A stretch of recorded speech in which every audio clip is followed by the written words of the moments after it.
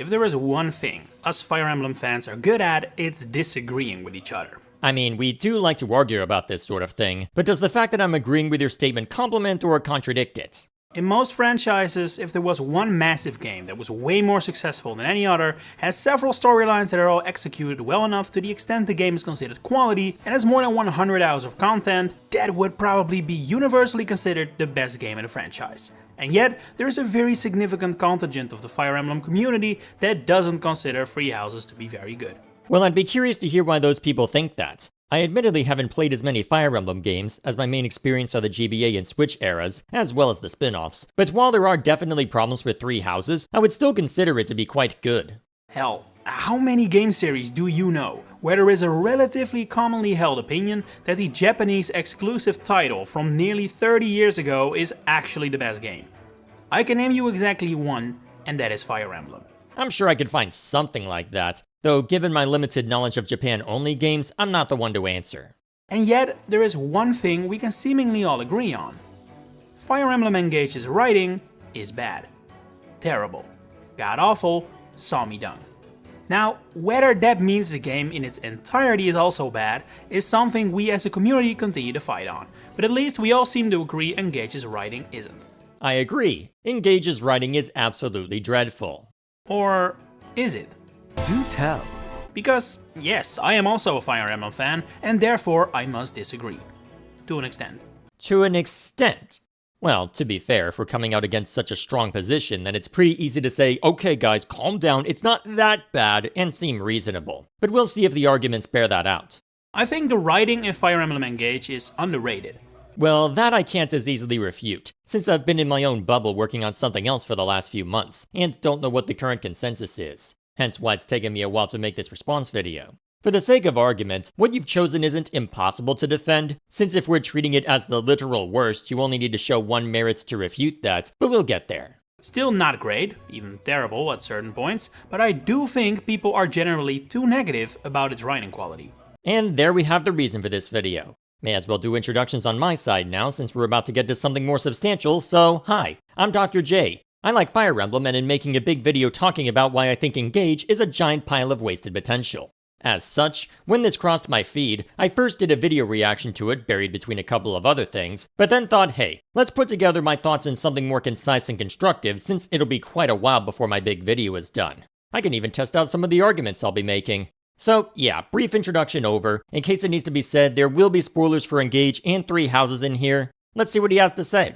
In order to kinda make sense of it all and highlight where I agree with the common sentiment and disagree with it, I've divided the grand topic that is the writing into 4 categories. Before we start inevitably disagreeing, credit to Nagapedia here for being upfront with his approach, because it is entirely fair to note that there could be many and varied reasons for why we dislike something, so best to make sure we're all on the same page. To mirror that approach, my complaints against Engage can be broadly grouped into 3 categories: subjective disdain for the tone and characterization, wasted potential, and internal consistency issues. The first type is merely down to personal taste, and therefore aren't writing issues. The second could be improved in the writing department, but isn't strictly necessary for the story to function, and the final is where we really get to writing issues. If I said I hate the introductory scene for Tamara, that's not a writing issue, but simply me finding the scene cringeworthy. If I said there should be no way that they get out of the cathedral when they've lost their emblem rings and draconic time crystal, surrounded by the 4 hounds on one side and the fell dragon and his daughter on the other, when the prior chapter locked them into this battle by slamming the doors behind them,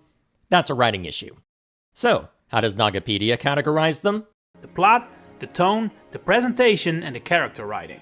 Alright, all 4 of those can be encompassed by the writing to some extent, whether it be the actual events, words chosen by the characters, or even descriptions if you think about the story as a novel, so that's a fair way to group them. One could argue tone overlaps a fair amount with plot and presentation, but we'll roll with it.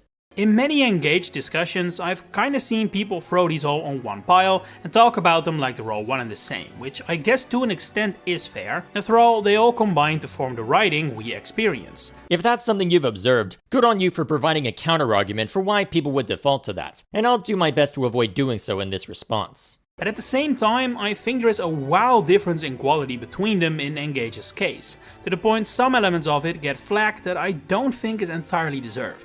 That's fair. The tone being much more upbeat than Three Houses isn't necessarily an issue unto itself, so people giving it flack purely on that basis are, at best, just giving it grief because they wanted something different. Which, if that's the case, then I would have hoped the trailers were enough to realize that. A friend of mine saw the marketing material, and after playing Fates knew exactly what he was in for, and unlike me, wisely stayed away. I am envious of him for that decision to this day. That said, there is wildly varying quality between the plot and character writing depending on where in the story or support conversations you are. Let's start with something that probably bothered a lot of people, arguably more so due to the outside factors than the intrinsic quality of Engage. The tone. The tone of Fire Emblem Engage is weird. That's an interesting word to describe it. I personally didn't like it, but I wouldn't have thought to use the term weird for it, so let's hear why you think so. It's definitely different from most Fire Emblem games, and at several points can feel unsure about what it even wants to be. How so?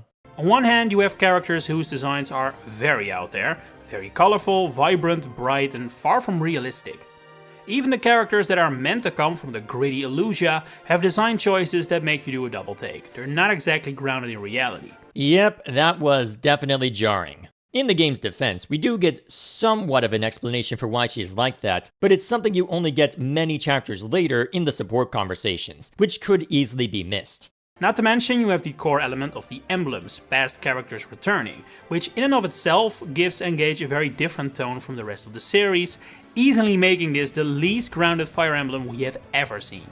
I wouldn't necessarily say having the emblems makes the story less grounded. It's easy for us as the audience to go, oh, you're doing a crossover, and get taken out of it, but you could still have a grounded story with that kind of fantastical element. Still, I agree that their handling of them wasn't ideal, though I personally put it in the wasted potential box, as instead of using paralogs for character building or world exploration, they get used for cheap callbacks. But on the opposite end of the spectrum, there are several moments in-game where Engage appears to treat itself very seriously. Yep, that's a fair assessment. I believe you're going to get into some of those. The deaths of Lumera, Marnie, Zephyr, and Gris all feel like they expect you to be bawling in front of your Switch, but I can't imagine many people were. Yep, pretty much. Lumera's death is perhaps the biggest example of wasted potential in this game. The Pinky Promise payoff should have only happened at the death scene, not before it, so that it doesn't end up as a callback that hasn't had enough time to simmer, and can therefore have much more impact when it shows up in chapters 24 and 25. Alear also shouldn't have been as emotional since he's known Lumera for all of a day, which means they'd have been better off having you learn a ton about her over the course of the game, and only after Alear realizes how much she means to everyone should it hit him exactly what he's lost. That would have been a far better point to have the waterworks open up. Because of that, what could have been a great setup scene is merely a meh payoff scene in practice. Also, the less said about the Four Hounds' deaths, the better, as they spend the entire game being mustache-twirling villains, which makes their sob stories feel really forced and cheap, especially given how suddenly it appears in Marnie's case. And then when it does tackle serious topics, like Vale's split personality, the factual horror Sombron subjected his children to, and Diamant, Alchrist, Ivy, and Hortensia all losing their fathers in pretty brutal ways, the depth feels missing. Like the game doesn't want to be a downer or something. I don't completely agree, as they absolutely treat Morian and Hyacinth's deaths with the seriousness they deserve, but given how little detail they go into about Sombron's brutality, and the fact that the game turns into an idiot plot for Chapter 17 regarding the split personality bit, that's otherwise a fair assessment. You know how Tamara effectively lures bandits into attacking her so she can kill them in retaliation for funsies? That basically describes the tonal problem with Engage to a T. Okay, I don't even like that scene, but you're losing me a bit with that one. I actually really like the contrast between this happy-go-lucky royal family who outwardly embodies the lackadaisical nature of Solm, but are ready to lay down the law when someone tries to exploit that facade. The cover story in Chapter 13 was incredibly cringeworthy, and I hated it on those grounds, but the tone wasn't the issue for me there. This behavior could totally work in a cartoon-esque environment, where death and defeating bandits isn't treated like it's super serious, even if it is in the real world. But here, whether death matters and war is bad depends entirely on the chapter and the character and the moment. Is that necessarily an issue? Or rather, is it stark enough to be an issue? To give an example, let's compare the end of Chapter 11 to the start of Chapter 12. At the end of Chapter 11, they're at wit's end having lost so much, but by Chapter 12, you've got Fagato showing up to casually go, "Hey, what's up? Wanna help me kill some weird monster things?" Yes, it can be jarring in the moment, but that kind of tonal shift is something I think is actually welcome. After having been reduced from 6 emblem rings to 2 different ones, a lower stakes fight to get us reaccustomed to that, with a lighter subject matter, can help us mentally reset for when the next big story moment happens. Especially when you learn that Fagato's relaxed behavior is a deliberate ploy to see how Alir responds, and to make sure he is who he says he is. Tonal contrast in and of itself isn't an issue, and there are instances where Engage pulls it off, such as this example cushioning it a little with the "I'll say it, we're lost" bit from Ivy. That said, having Zephyia give the "I wanted a family" sob story when she's been nothing but a malicious bastard is going to ring hollow, because it is just too jarring for us to accept. The consistency is all over the place, and that makes Engage a game that is difficult to take super serious, which is definitely an outlying factor when viewed against the rest of the series. Alright, that's a solid continuation to your prior point. I don't feel I need to add anything that wouldn't boil down to repeating myself, so we'll move on. However, this is far from the first Fire Emblem game with an inconsistent tone. Fates is notorious for this, arguably even more so than Engage. Well, since I haven't played Fates, and only know it by its reputation and the localization controversy, I will defer to you on that subject. But plenty of older titles have these moments too, like Awakening, Sacred Stones, and Shadows of Valentia/Gaiden.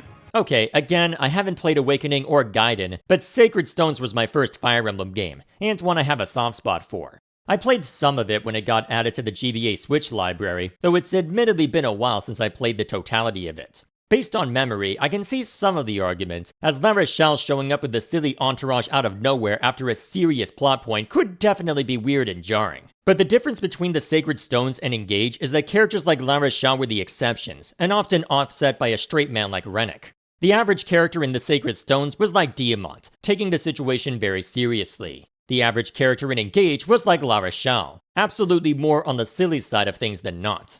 Definitely not saying this trio has more inconsistency than Engage, absolutely not.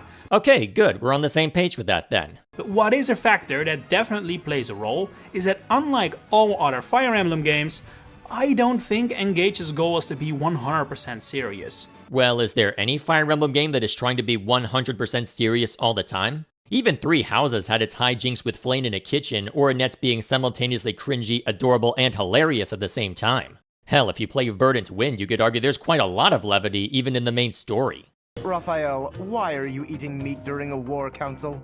To quote that same friend who stayed away from Engage, with Golden Deer, everything is a meme, but the Blue Lines is just depressing. Before it's asked, he played Golden Deer first, then Blue Lines second, while I played Blue Lines first and Golden Deer last. There are moments that try to be and fail, but I don't believe for 1 second this game ever tried to be the serious, deep and mature war tale that say Three Houses aims to be.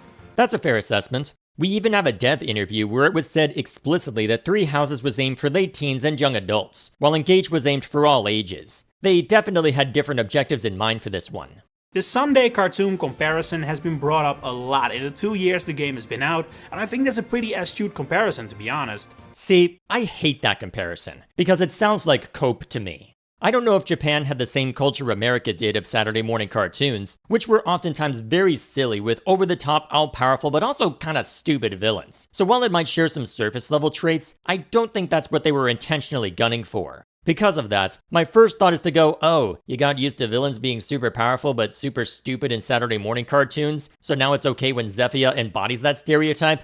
No, it's not a good thing in either case. We can have them be competent while still having a lighter tone. It's admittedly harder to pull off, and I am also partially saying that because Zephyia blabbing about the split personality is the single most baffling tactical decision in the entire game, except for maybe not handing over the one last emblem ring while Sombron is monologuing like an idiot. Why are you just standing there? And now your brother's dead. Good job, Vale. God, I hate this game.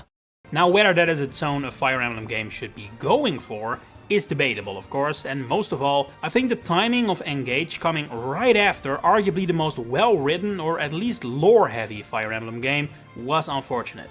On that, we agree. Had it come before Three Houses, after Fates basically, I think this tone would have been received way better. Because really, compared to say Fates, which is I would say even more inconsistent, while also taking itself way more seriously, and I would prefer what Engage tries to do personally. Perhaps, though I've also heard the opposite opinion, of Fates looking better in comparison to Engage, so it's hard to know for certain. For all we know, Three Houses might not have sold as well if Engage came out first, because then the first Switch era game would have been pigeonholed into purely weep shit territory the same way Xenoblade 3 was. Not for every entry, but for the celebration title that Engage was meant to be, I can work with it. Yeah, the tone wasn't Engage's primary issue for me, so I'm not the one to refute that. But I do admit the tone IS went for here, it's not one that resonates with a ton of fans. That much was obvious from the moment the game leaked and Alear was dubbed Colgate due to her out there design. And that's the unfortunate thing. Three Houses introduced a lot of people to it off the back of the Switch doing really well, and excellent word of mouth combined with the discourse keeping it fresh in everyone's minds. Blue Line's best house, by the way. Well, you could say that Engage wearing its tone on its sleeve should have caused players to change their expectations accordingly. I don't think that is fair to ask when the series has never been as cartoony or unserious as Engage is. So I guess that, in a way, so far you could say I agree with the popular opinion to a decent extent. Fair enough. We can quibble over the related points, but if this is something we agree on, no need to drag things out. However, now is the time where we deviate. The plot. The factual story of the game. I don't think it is as bad as people say it is. I'll be curious to see how you explain that, because, frankly, it is really bad.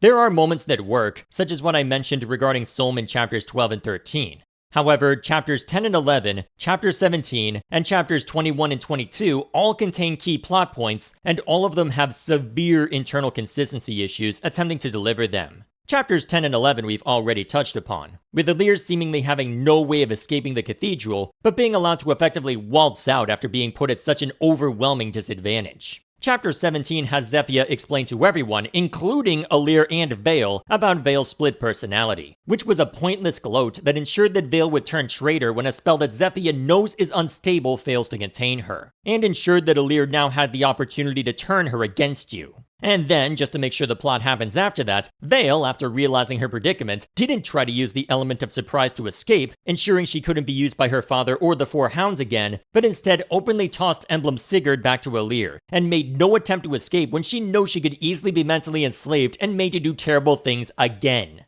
That right there was the moment the game lost me, with this being my raw reaction. You must know. I need you to know that, even though our friendship was brief, it meant everything. If he can hear you, the rest can hear you. What are you doing? You just gave away that you're... Oh my... There's no reason why they wouldn't kill you now. What the hell? You filthy defect! Why wouldn't you just turn tail? Why would you not just run? Why would you not jump overboard? There's about 5 different ways that you could maybe get away with this. You had full power. You could use Sigurd to help you get yourself away. Oh my god. Here I was complimenting you for your gameplay, then I did say I hate your story, but then you throw... There's about 5 different ways you could have made this work. What the hell are you thinking, Vale? And that's before we get into chapters 21 and 22, where Vale's idiocy literally gets Alear killed. But it's okay, because death is going to go from a grave consequence to a minor inconvenience. So yeah, if you're trying to tell me it's the worst thing ever, I'll certainly disagree, but there are serious problems that lead it to be the worst Fire Emblem story I've seen thus far. It's simple, that's for sure. It is not intricate or mind-blowing or whatever. It's a story like we've seen many times before, with evil dragon dudes, magical MacGuffins we need to collect, a few traders here and there, you know the drill. Just to make sure we're on the same page, simplicity isn't the problem. Just because something has been done before doesn't mean it can't be done well. In fact, my big video's working title is What Could Have Been, a critique of Fire Emblem Engage for that reason. Because with a few key changes, it could have been a stellar game despite or even because of how simple the story is. Having it be simpler means that when you do make a deviation, it'll stand out more and be more memorable. And even if we're someone who likes the complex narrative with multiple moving parts, that doesn't mean we want that all the time. I may be primarily a strategy game and RPG kind of guy, but sometimes I just want to bust out a shooter and blow stuff up without being too concerned about the story component. It touches upon a lot of Fire Emblem tropes, which on one hand makes sense, since this is a celebration title, but it also makes it predictable. Predictability is a double-edged sword. On one hand, if you're able to predict what happens next, then it could mean you've seen it a lot, or perhaps it means that the story did a good job at explaining what it was building up to, which can be satisfying to watch unfold. Again, doing something that's been done isn't necessarily a problem. Morion had his death written all over him, the same thing with Lumira, Mauvier switching sides was obvious as well, just like Vale's eventual turnaround. Yep, those two were too predictable. I'll agree with you on that one. They almost do something interesting with Lumera, but Morian, yeah, that one you could see a mile away.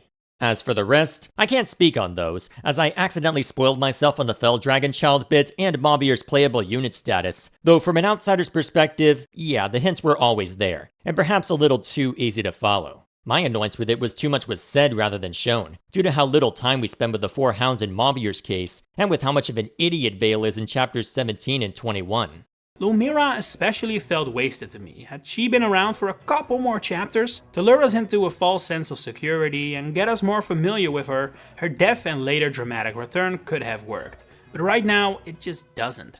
We're approaching it from different angles, but it seems we have the same idea for Lumera. We need to know her better before we can have our emotional moments land. I'm not sure how well those 2 extra chapters would have worked, perhaps if Lumera was the reason for Queen F being saved but dying in the struggle, instead of Queen F just being in the back left alone for some reason. But still, I don't know if we would have necessarily got enough time even then, and doing so might have overshadowed the Firene envoy a bit too much. But I do think Engage's plot has its highlights as well.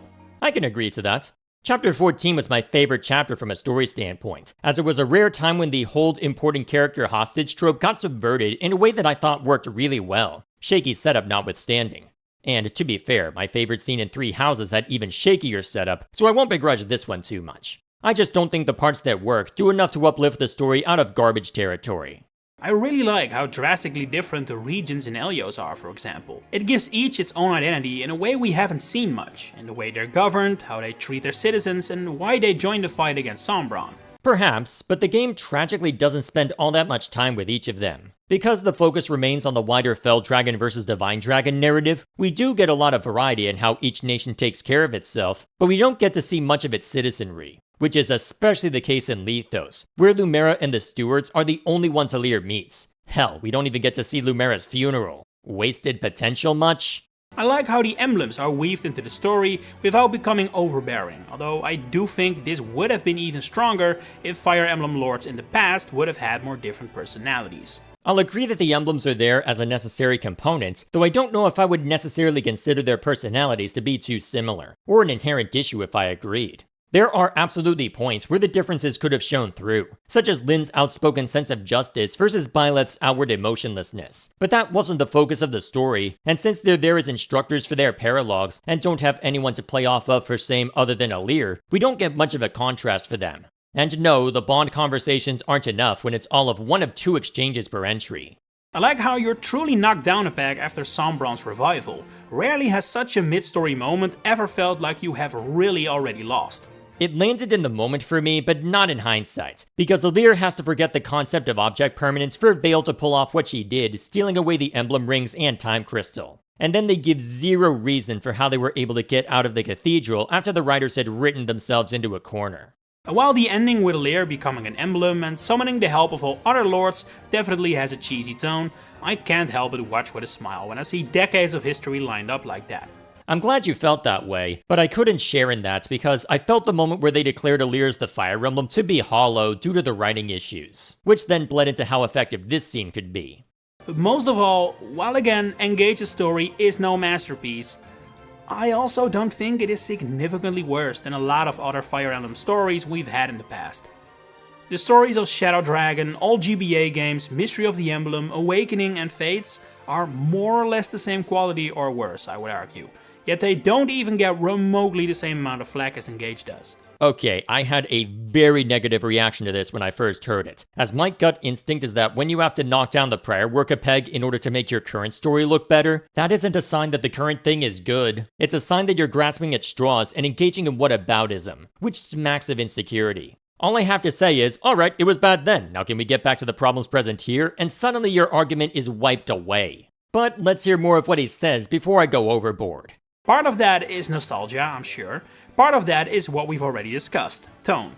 Games like Blazing Blade and Awakening also definitely have their poorly written moments, but their tone is much more serious. Now, that reduces the severity of what I'll say, but doesn't completely remove the concern. Nostalgia will play a role, as with how simple the original story for Shadow Dragon is, it's arguably not worth comparing it to Engage. The tonal differences also would play a role given expectations, which makes sense. Writing issues I can't speak to on either Awakening or The Blazing Blade, as I haven't played the former, and when I reviewed the latter on another channel, I didn't take a fine-tooth comb to it like I did with Three Houses, or like what I'm working on for Engage. But claiming the Sacred Stones is on par with, if not worse than Engage from a story standpoint, that's when the shotgun comes out. Because I can guarantee that the worst plot point in the Sacred Stones doesn't even come close to being as bad as the worst plot point in Engage, and it doesn't occur at nearly the same frequency. The worst I've heard is people complaining about Erica handing a Sacred Stone to someone she really shouldn't have and paying the price. But that's one lapse in judgment that can be argued as being in character. Engage has more than one character making stupid moves back to back that can't be so simply argued away. I would be very interested to hear what you think makes the Sacred Stones an experience worse than or on par with Engage in story terms, which is a shame because this is the first and only time we hear this take or an argument regarding it. I get wanting to keep the video slim and to the point, but you really should be more careful making statements like that if you aren't prepared to argue them. And what definitely plays a role as well is my biggest problem with Engage's writing: presentation. I genuinely believe that a big part of the criticism of Engage's writing is actually the result of a dislike for the way the game is presented rather than how it's actually written. Well, hopefully the last few minutes of my response sufficiently dispels that notion. If not, well, there's a couple points where that will be made more explicit coming up. Like, truly, keep the story of Engage intact, but pour it into the mold of a GBA Fire Emblem game, and people wouldn't knock on the writing nearly as much. I wonder about that. Again, people don't like Erica's decision, are vocal about it, and that's something which can be partially brushed away as being in character. If even that, with nostalgia leading people to soften the blow, won't stop it, Chapter 17 of Engage would likely still receive no mercy. There is a huge difference between seeing a sprite-based Eliwood mourn his father, who you never even really met, and reading how he felt, allowing your brain to fill in the gaps, versus seeing a high-quality cutscene of a Lear with his clown hair doing a pinky swear with his mother while she's dying, the camera really trying not to focus on her cleavage or the completely empty room you're standing in, and their voice actor is doing everything they can to sound serious. Oh, and then your Switch starts to dim from the lack of activity just as she's about to die. Good stuff. Okay, I appreciate that dig at the end, though you're going to struggle with arguing that point because from a writing standpoint, these scenes aren't comparable. The scene in The Blazing Blade is happening as an Act 2 low point, with Eliwood's entire journey happening because he's searching for his father, adding a layer of tragedy that Eliwood comes so close only to lose his father anyway. It's easy to imagine the ideal scene perhaps, but that's also because there's a lot to dig into. Engage has it happen toward the start, and we've already discussed the problems with the scene from a writing standpoint, with Nagapedia here layering issues taking it seriously on top of that due to the tone and camera angle. That part doesn't bother me as much because I'm used to weeb shit, but from a presentation standpoint, there is an argument to be made here. Though, even in The Blazing Blade, we do get this still where our imagination is no longer required. And for the millionth time, I'm not saying that this scene is wonderfully written or anything. What I'm saying is that it's a 6 out of 10 written scene, brought down to a 2 out of 10 because of the presentation. Fair enough. I'd agree it's a 6 out of 10 scene, though I don't feel the presentation knocks it down that far on its own, and would argue it could be a 9 out of 10 scene had there been a couple of writing changes. Hell, you could even argue factual writing, also part of the presentation in a way, brings down the effect of the plot beat that is Lumira dying. Well, the fact that Alear is this emotional at all is my biggest gripe, which does tie into dialogue, but that's beside the point. This can be seen even better in the scene where Lumira finds evil Alear, which, as a story beat, I find pretty interesting and unique. But it's also the scene with the infamous "I wanna be a good dragon" line, which, yeah, not a good look. Yeah, definitely not the best word choice, and otherwise a fine scene. But I don't know if I agree with this belonging in a discussion on presentation. Still, minor quibble that I don't see a need to nitpick, so we'll carry on. I like the idea of Zephyia realizing in her final moments that the family she wanted so desperately she already had with the Four Hounds. I think that's a nicely drafted moment and realization for her, and bittersweet that it comes in her last moments alive. But the scene itself is presented with such over-the-top emotion, and that ridiculous shot of them all standing on a white background, that it loses the punch that I do believe it intrinsically had. I agree, though that over-the-top approach could have worked if the writing had done more to support it. She spends too long as a mustache-twirling villain for her to suddenly appear semi-sympathetic, to where I just wanted the scene to get over itself by the end. In moments like this, it's as if the game is so scared you might not pick up on what it means, that it overloads you with hints about what you're supposed to think and feel, to the point it begins to near on parody. And while I do like some of the ideas Engage put forward, they're not remotely complicated or subtle enough to need this level of help, or any level of help really. Yeah, again, they were aiming for all ages with this one, so that's unsurprising. I'll be curious to see if Intelligent Systems learns the correct lesson for this with Fortune's Weave. Though if they learn the wrong lessons from Engage in Three Houses, oh boy is there going to be hell to pay. And so, I wouldn't describe the writing of Engage's main story as bad, terrible, garbage, you name it. I think it's a fine, decent, acceptable cake, covered in spoiled cherries and delivered to your doorstep at a time where you're expecting a 4-course meal. Disappointment, even frustration at the writing of the game is understandable under those circumstances, but throwing everything under the bus when not everything is equally contributing to the problem is not something I'm a fan of. Well, hopefully I've made it clear that I'm not trying to throw everything under the bus with equal aplomb, though I think the analogy would work better if the cake was also half burnt given some of the issues I've highlighted. And don't forget, there is a final fourth category to the writing, one where I honestly disagree with what seems to be the common opinion even more than I do in regards to the main story: the character writing. To preempt some of what you'll be saying, we'll end up agreeing to an extent. My main concern with the character writing doesn't fall into the internal consistency bucket, but instead the wasted potential bucket. To give a contrast, I watched the following Three Houses C supports back to back: Dimitri and Felix, and Dimitri and Ash. The former has Felix verbally tearing Dimitri a new one, in a way that caught me completely off guard, while the latter was a silly little side story of a commoner unable to comprehend his crown prince treating him as an equal. Pretty different in terms of the tone, but that variety as you're playing it helps to keep you engaged even if you've stacked up a bunch of them to watch at once. Engage, on the other hand, typically front-loads the fluffy conversations near the start of the supports, and only gets more serious later, if it chooses to for a particular support chain. There are exceptions, such as Saline and Alchrist support chain, with those exceptions tending to be my favorites, but since it's normally an overload of fluff, it can lead to a very negative impression where no one is allowed to feel bad or be a downer, similarly to what you mentioned when discussing the tone. When you look at the supports back to back, there's some intriguing ideas in there, but to be sure I had a good grasp of how someone who likes the game would earn them, I put around 80 more hours on my endgame save unlocking every single base game support, and came to the conclusion that the juice wasn't worth the squeeze. It sometimes feels to me like Engage's biggest crime in regards to characters is that it isn't Three Houses. Yeah, guilty as charged. It's hard to go from some of the best character writing I've ever seen to what Engage throws at us. Because, yeah, I fully agree, the character writing in Three Houses is way better than in Engage. Like, it's not even close. Well, at least we can agree on this one. Whatever issues Three Houses has from a gameplay standpoint, and there are issues, such as with map design and the teaching gimmick becoming too repetitive, the character writing buoyed it up considerably. But I'm also of the opinion that the character writing in Three Houses is among the best I've ever seen in a game in general. Yep, I also agree with that. Engage had an impossible act to follow in this regard, and there is some sympathy that can be shown to it by virtue of that. Unfortunately, it's the back-to-back mainline entry, and Warriors 3 hopes had just given even more for those characters even if the main threads didn't receive satisfactory conclusions. So Engage is going to be unfavorably compared. Like, the fact that Edelgard Discourse still exists today is proof of how well written a character she is, and the other house leaders aren't exactly far beneath her.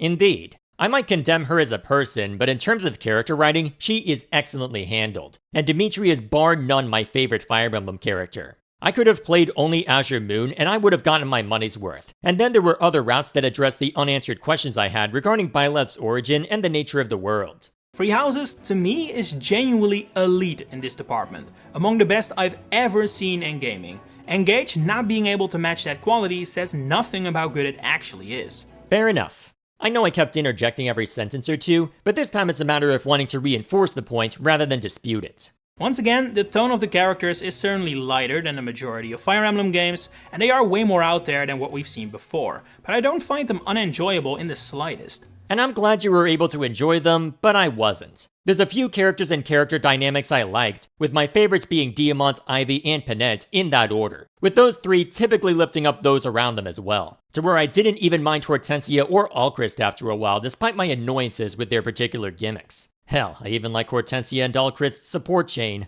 But due to the overdose of fluff and how I saw them all for the first time, it took a lot of time with them to change my opinion. And there are still characters I severely dislike. Bunei is the most I've cringed at any Fire Emblem character, and the hatred I feel for the prideful asshole calling herself Goldmary is unmatched by any character I've seen in fiction ever. Yanaka is a definite highlight for me. I didn't like the bubbly quirks regarding her, but I appreciate the character writing justifying it. I like the way Diamant and Alchrist contrast. That's fair, though I wish Alchrist didn't seem self-aware that his gimmick is self-loathing, and instead had some more normal interactions. I like Ivy and the uncharacteristic relationship she has with her retainers, who are also great individually by the way. I found Kagetsu to be cringeworthy, and the character writing underlying it didn't buoy it up enough for me to find it tolerable, but I'll agree with you on Zelkov. And while there are certainly characters like Chloe, Lapis, Amber, Louis, Marin, and Pandreo, who are hard carried by a few of their interests or personality traits, that's putting it mildly, but carry on. I do find those combinations interesting and intriguing enough to be fun.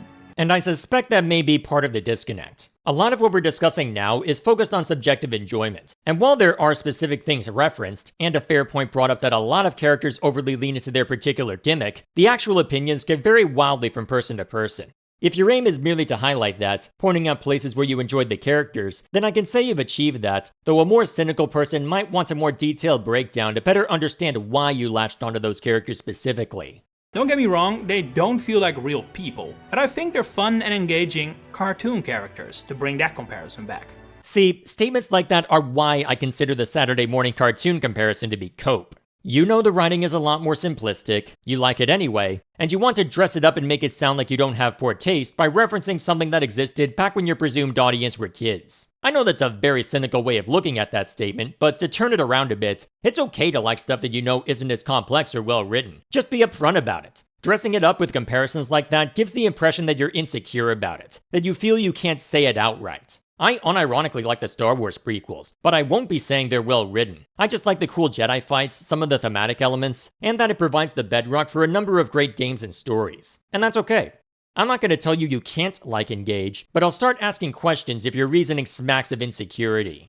And I don't know about you, but I prefer that over Brooding Swordsman number 5, and I consider myself the strongest warrior number 7, as we've seen in the series more often. And that's an entirely fair perspective to have. I'd argue that they kept being used for the same reason as the other repeated stuff in this game, because it can still be done well, and that Engage should have tried to better understand what makes this kind of character work and throw a spin on it rather than just throw it out entirely. Hell, that was basically Three Houses' entire modus operandi. Brooding sword dude? Give him daddy issues and make him a tsundere and thigh highs. Upstanding young heir to the throne? Give him a bloodthirsty dark side fueled by a tragic backstory. Over-enthusiastic guy who likes the ladies? Give him a reason for it, with too many people defining him by what he is rather than who he is, which leads him to embrace an outwardly carefree but inwardly cynical facade. Yeah, we really are just annoyed that the character writing wasn't Three Houses, aren't we? And I once again consider it an upgrade compared to Fates, where the characters are also one-dimensional, but that one dimension isn't all that interesting to begin with. That's still a subjective take, but since I can't speak on it, I'll let that one go. And that's not to say everyone in Engage is a slam dunk. I'm not a fan of Alfred's training-obsessed retainers, and Bunei is a little too weird, for example, but I do think people are too harsh on Engage's character writing for what is more a case of them not vibing with a less serious tone regarding characters, or perhaps overrating how deep older Fire Emblem characters actually are. That absolutely plays a role, but I don't think it's the whole truth. To explain, let me single out Alfred. His big deal is that he's been sickly for much of his life, but the only time we ever see him grapple with it directly is in his ace support with Saline. Hell, we hear it more from Saline than we do from him, because he prefers to be the lackadaisical musclehead prince to everyone to avoid concerning them or looking weak. However, you don't have to make comparisons to Three Houses to see the wasted potential there, and don't need to drastically modify the tone to more fully address it, because the game condemns itself in that regard. Saline talks about it more than he does, due to how much stress it brings about in her, and the severity with which we're shown is such that hiding this would be next to impossible. What if Alfred and Saline had rushed in as the well-meaning but meddlesome allies to try and save King Morian, but then Alfred's illness crops up? Not only would Diamant's word rebuffing Alchrist about tossing too much blame onto Ivy carry more weight, because then more people directly failed than just Diamant acting against his better judgment and Ivy standing in the way, but also a core part of the character, something unique to Alfred, now had a meaningful impact on the story, instead of him just being there in the third act to occasionally offer commentary. And you could modify the support conversations to have a bit of concern depending on when flare-ups occur, but still maintain the upbeat and hopeful tone, offering more opportunities for him to carry on beyond just the short life he's alleged to live in the epilogue. And where the hell are the paired endings for characters other than Alir, so that we're not just forced to swallow a generic he died young epilogue? You don't need to go to Three Houses for that comparison when the GBA era games are enough to skewer them on that count. But I think that really sums up how I look at the discourse around Engage's writing.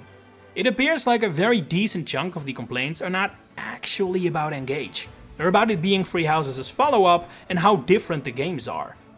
And again, just so you know, if you ask me whether I want Three Houses writing or Engage's next time, I'm fully in camp Three Houses. Okay, at least we can agree on that. But for a change of pace, an anniversary title, a game clearly not designed to be Three Houses, I think Engage does a decent job. Not amazing, the writing won't blow you away and the characters won't either, but people are being too harsh on it or too easy on the other games when they say Engage is the Fire Emblem with the definitive worst writing.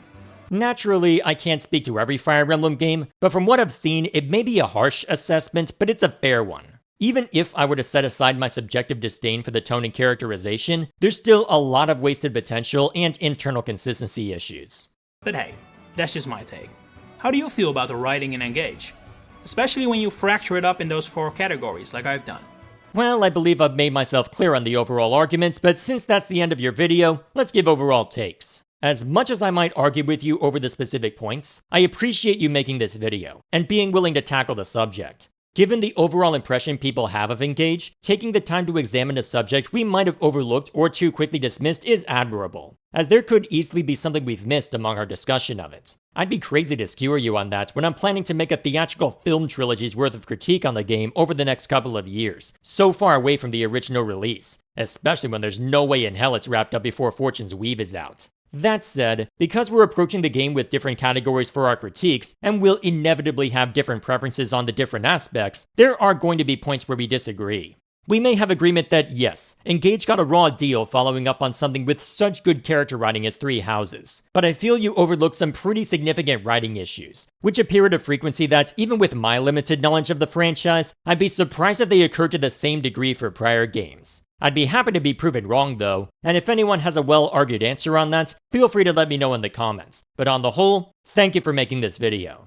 That in mind, thank you all for listening to my ramblings on this one. It may be some time yet before my big Engage video is done, not just due to the amounts I'll be looking to discuss, but also because there's a bunch of other neat games coming out as I'm making this. But whenever it's ready, I hope it'll be worth the wait. Until then, I better get back to work on it. So thank you all once again for watching, and I'll see you all later.